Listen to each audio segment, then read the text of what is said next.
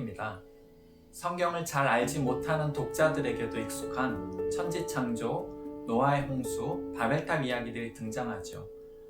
그러나 창세기는 또한 현대 독자가 이해하기 어려운 낯선 책이기도 합니다. 창세기는 성경에서 가장 긴 시대를 가장 짧게 다루고 있는 책입니다. 우리에게 가장 먼 시대의 이야기인 하나님의 천지창조 이야기로부터 시작하여 아브라함, 이삭, 야곱과 그의 아들들, 이스라엘 선조들의 이야기로 마치고 있습니다. 창세기의 히브리어 성경의 제목은 첫 단어를 따서 베레시트, 태초에라는 이름을 가지고 있습니다. 반면에 헬라어 번역본인 70인역 성경의 제목은 게네시스로 이 단어는 발생, 기원, 혈통, 출처 등 다양한 의미를 가지고 있는데요. 모든 것의 기원과 시작을 의미합니다. 많은 나라의 창세기 책 제목의 번역이 이 명칭을 따르고 있습니다.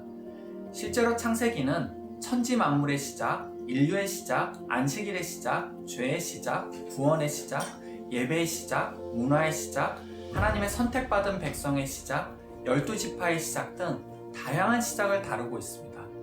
우리말 성경의 제목인 창세기도 세상의 창조에 대한 기록이란 뜻이며 모든 우주 만물의 시작이란 의미를 담고 있습니다. 히브리어에서 시작을 말하는 단어 레슈트는 근본을 의미합니다. 창세기를 시작과 근본이라는 책에서 관점에서 볼 때 우리는 이 책에서 단순한 시간적 관점의 시작뿐만 아니라 모든 성경의 시작과 기초, 그리고 우리 삶과 신앙의 근본을 발견할 수 있습니다.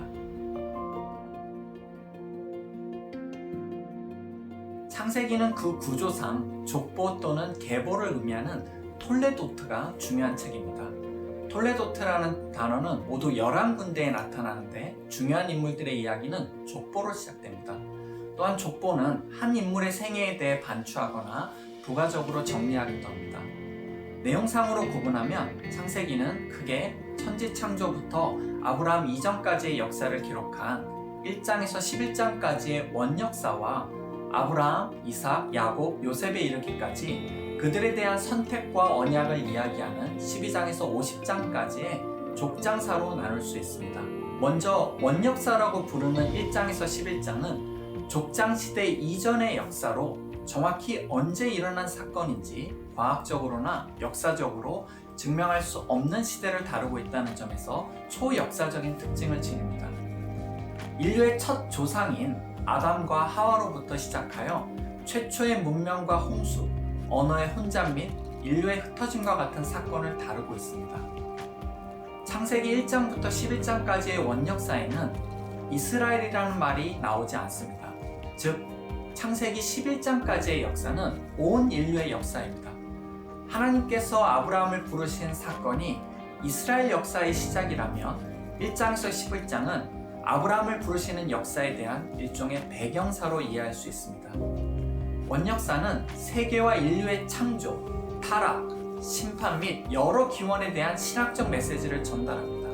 먼저 창조 이야기는 메소포타미아나 가나안, 이집트와 같은 다른 고대 근동의 창조 이야기와 유사해 보이지만 대조를 이루는 언어로 기록되었습니다. 창조 이야기는 하나님이 세상과 인류를 어떻게 창조하셨는가를 설명하지만 그보다 더 중요한 창조 이야기의 핵심은 우주 만물을 창조하신 분이 누구신지, 바로 고대 근동의 창조신들 가운데 하나가 아니라 여호와 하나님이심을 선언하는 데 있습니다. 또한 하나님께서 온 세상을 창조하셨고 그렇게 창조하신 세계가 하나님 보시기에 좋았으며 그 중에 인간은 하나님의 형상을 따라 특별하고 존엄한 존재로 창조되었음을 강조하고 있습니다. 그러나 아담과 하와가 뱀의 꼬임에 넘어가 선악을 알게 하는 나무의 열매를 먹은 이야기는 죄와 죽음이 어떻게 이 세상에 들어오게 되었는지 설명합니다. 인간에게 들어온 죄는 하나님과 인간의 관계를 멀어지게 했을 뿐만 아니라 부부 사이의 불신, 형제관계의 파괴, 살인 등 점차 그 영향력이 인간 사회로 확대되어 갑니다.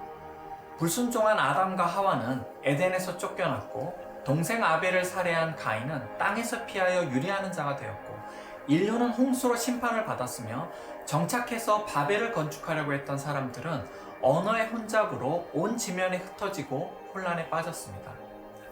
두 번째로 창세기 12장에서 50장은 족장사를 다루는데 족장들인 아브라함, 이삭과 야곱, 요셉과 그의 형제들의 이야기를 통해 어떻게 이스라엘이라는 나라가 선택되고 형성되었는지 12지파의 기원을 설명합니다.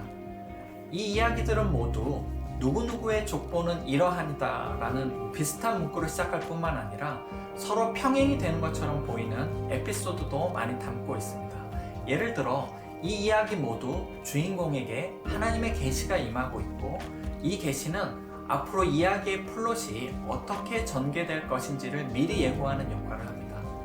아브라함은 고향을 떠나라는 명령을 받고 리브가는 두 민족을 잉태하였다는 소식을 듣고 요셉은 자기 가족들이 자신에게 절하는 상징적인 꿈을 꿉니다. 뿐만 아니라 아브라함과 야곱과 요셉의 이야기를 살펴보면 이들 모두 고향을 떠나야 했고 이 이야기들은 모두 헤브론 근처의 묘인 막벨라 굴에 묻히는 것으로 끝나고 있습니다.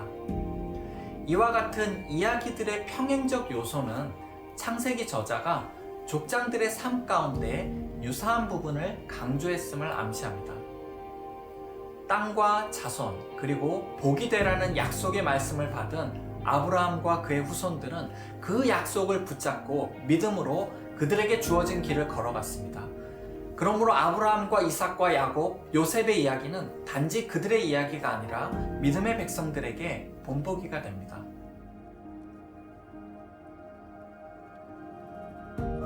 창세기의 주제는 하나님의 선택과 약속이라는 키워드로 요약할 수 있겠습니다. 불임으로 인해 고통받는 족장의 아내들, 그리고 그들이 이방인 군주에게 취해지거나 어렵게 낳은 자식들이 겪은 목숨의 위협 등은 하나님께서 아브라함을 통해 주신 자손의 약속을 위태롭게 하는 사건들입니다.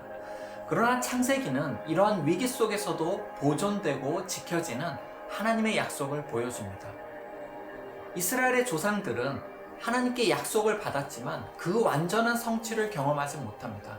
그러나 그들은 평생 그 약속을 붙잡고 그 성취를 기다리며 살았기에 이들의 이야기는 믿음의 본질에 대해 시사하는 바가 큽니다.